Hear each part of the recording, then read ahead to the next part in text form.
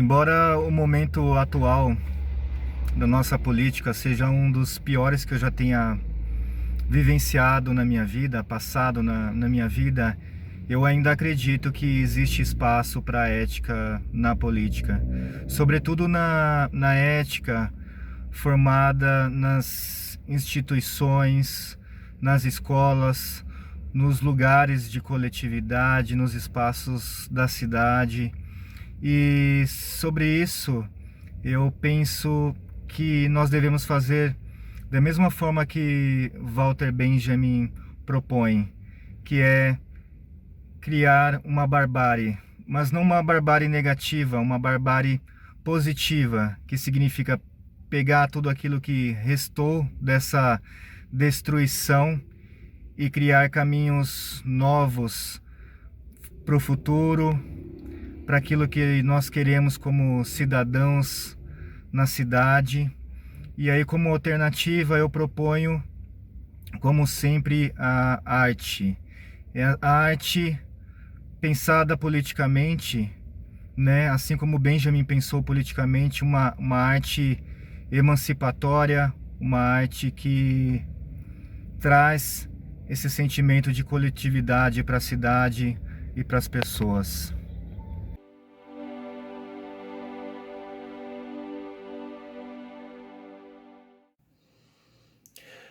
A moral e a ética sendo ensinada nas escolas, ela tem uma importância muito grande para a formação política do cidadão, da pessoa. Desde que ela seja colocada como uma pergunta, como uma problematização. Investigar os fundamentos de cada escola moral, utilitarismo, kantianismo, o justnaturalismo, contratualismo. Essas escolas, essas correntes morais, elas são importantes para as pessoas, para a gente entender como a gente lida, como a gente age como cidadão, como a gente age como um indivíduo, um agente dentro de uma sociedade. Que isso implica na política, né? Na polis, na cidade, no convívio em grupo.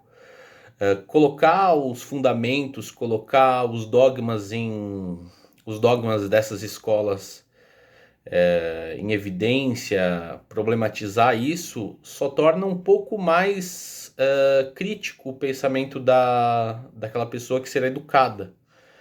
Torna um processo de pensar, de duvidar, um processo filosófico mesmo, de duvidar desses fundamentos, de problematizar esses fundamentos.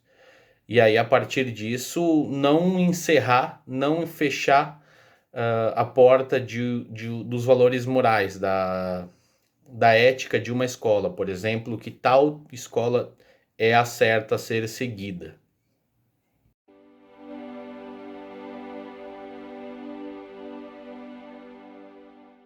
Eu acredito que participar de centros estudantis, sindicatos e associações não sejam essenciais para o desenvolvimento da nossa ética pessoal.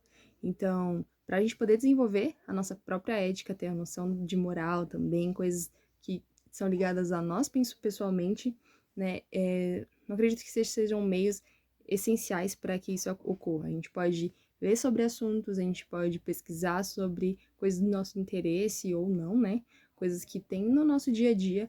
Acho que assim a gente pode adquirir, né, o conhecimento maior ou desenvolver realmente a noção de ética.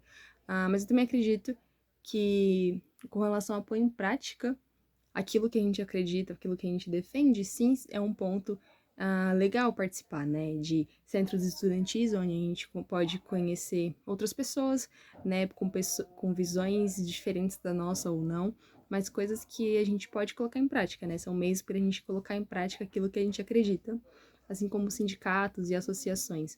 Então a gente tem uma ideia, a gente encontra pessoas que têm ideias parecidas com a gente, que a gente pode colocar junto, né, juntar forças para colocar isso em prática. É isso.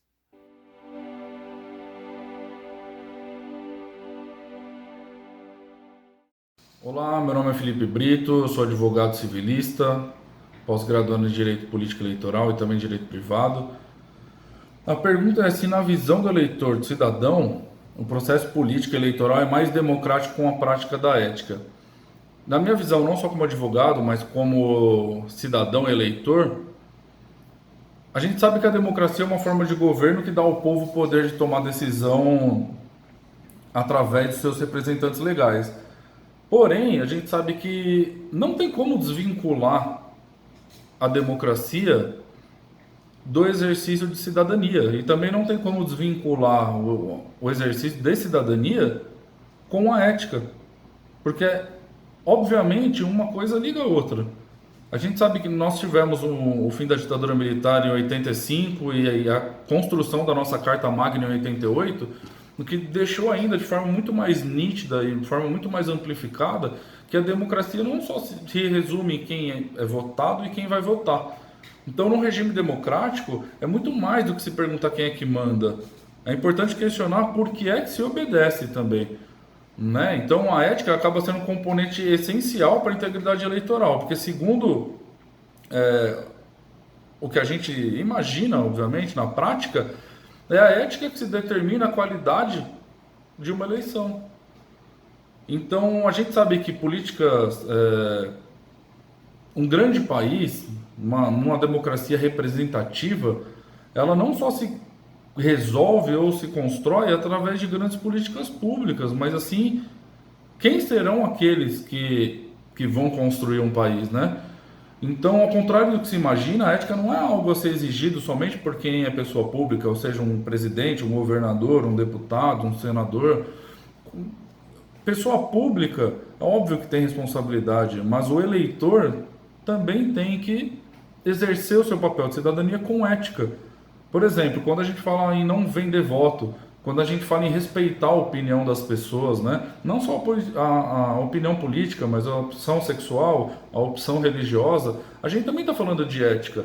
Então, quando a gente fala na construção de um país que já em progresso em termos políticos, eleitorais, a gente também está falando em questão ética, não só de quem é pessoa pública, mas também dos seus eleitores, né?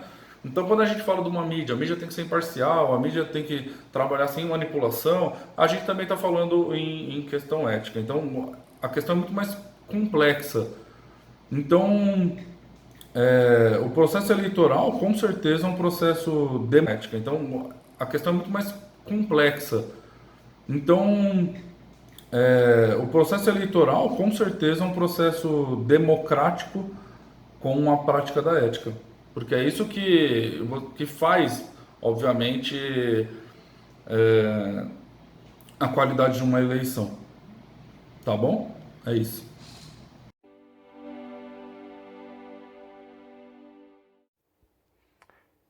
Ah, como eu queria acreditar que existe uma política contemporânea muito distinta da política que atravessou os séculos e os séculos e os séculos.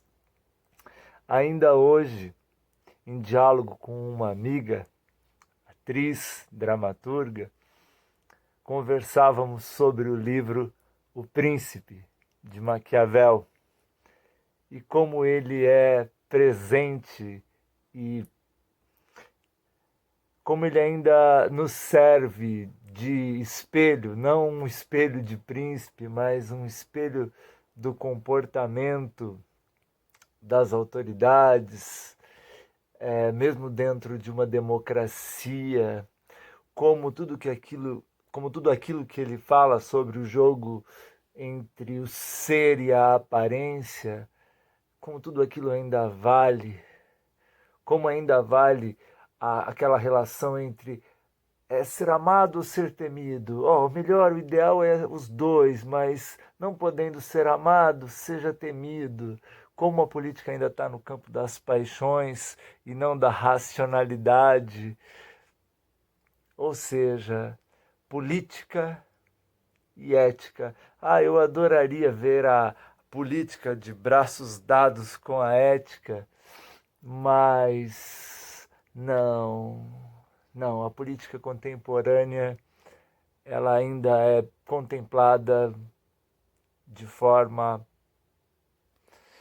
muito assertiva por Maquiavel.